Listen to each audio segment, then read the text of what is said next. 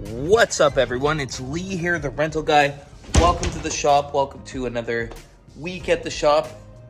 Let's get into it. So today we're going to get into some issues that I had with tent installs, how staff worked out, how I executed certain things, and how the vehicles came into play. Let's get into it.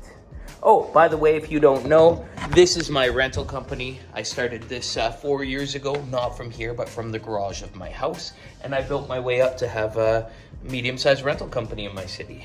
Welcome to the vlog. It's pretty much the busiest week of the summer, thanks to having multiple tents that have to come up and down twice a week to fill the orders. This was all made possible because of my new team this year. They've all been properly trained to execute events without supervision, but it was also key to show them how to train others at tent installs using the one and done technique. That's what I'm calling this, the one and done technique. You could show them one thing. So I've trained my staff to show them one thing. And takedowns the same way. So it's like, okay, take down one wall. Okay, now you go and take down all the walls. Okay, show a guy how to pull a stake, and then they go around and pull all the stakes. Show the next guy how to move a weight or how to move this and that. And you'll have it down in no time at all, as long as you are just showing only one thing to each person. You don't show it more to them, and then you sit there and you delegate. And then I do that, but I've shown my staff, okay, now you be me. So now I can go off somewhere else and do something, and my staff can become me and delegate to the labor people for big events anyway. So this is what I did for my big event. What did we do? We did a 40 by 40. We did a 60 by 80, kind of like a C-shaped tent. We did a 30 by 80 and two 20 by 40s. And, that's a tall order for our small team.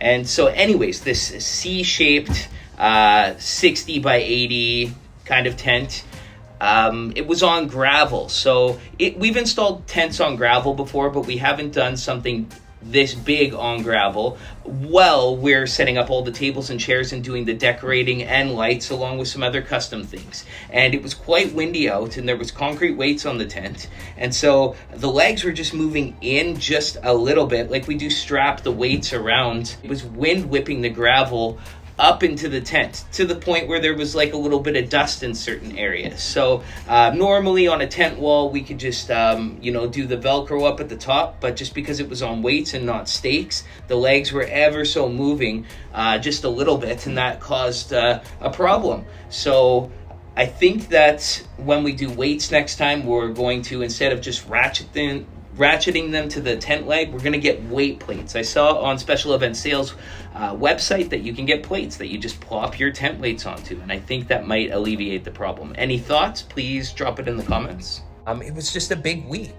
Mid-July, lots of weddings, lots of corporate. That's one thing that I've noticed too, is we're getting a lot more corporate bookings, whether it's, due to the professionalism that we're doing now. We do a tent quote, we make a 3D design. After it's done, we make a video for it. I fly the drone around to make a professional looking video so that I can pitch customers for tents in the future. I mean, when you look at a normal tent photo of someone standing there and then you see a drone photo, it's just like night and day, the professionalism.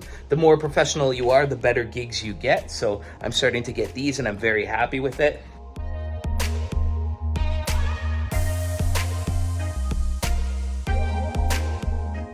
Another thing that made the week go smooth is having multiple vehicles preloaded. So I rented a U-Haul truck, I bought a box truck, and then I have my truck and trailer and my minivan. And so I was able to simultaneously keep loads loaded so that things don't get loaded out right before they go out. It's like, okay, the truck and the trailer are ready to go. Okay, you take it on that day. And then when something comes back, it can be unloaded, and you can just kind of cycle things in and out when you have so many multiple things going out on any given week.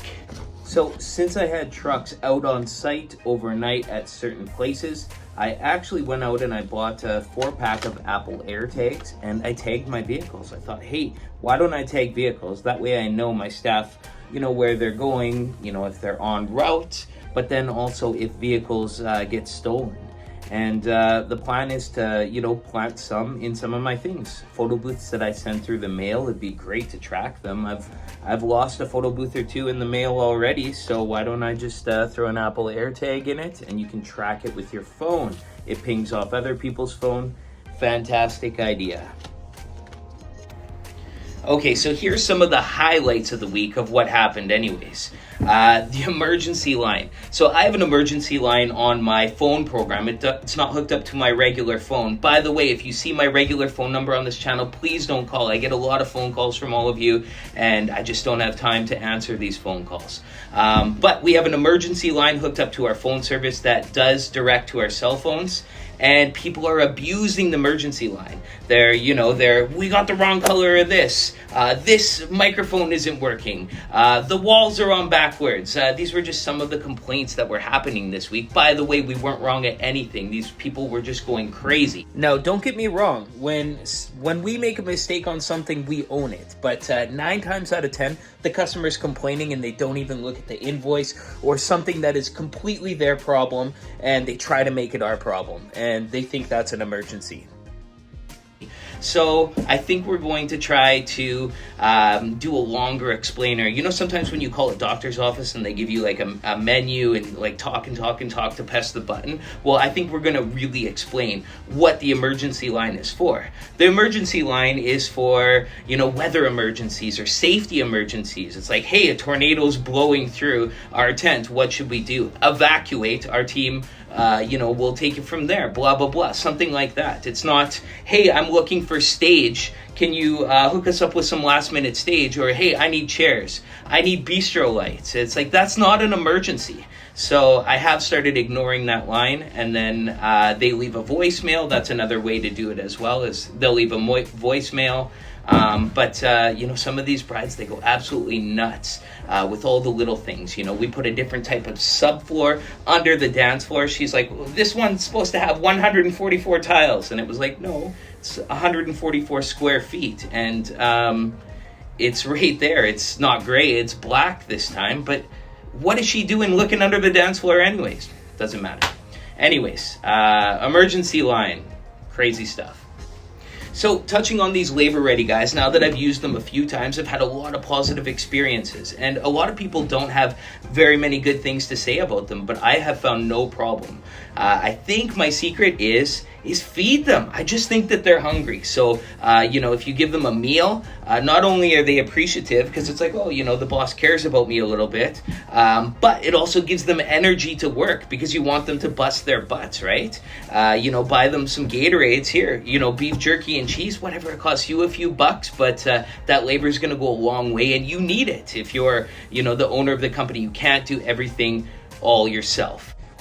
Anyways, that's the week. I hope you enjoyed the video. If you did, check out some of these videos here. This is a playlist of my vlogs from this year in this location. So anyways, thanks. We'll catch you on the next vlog. And as always, you stay classy.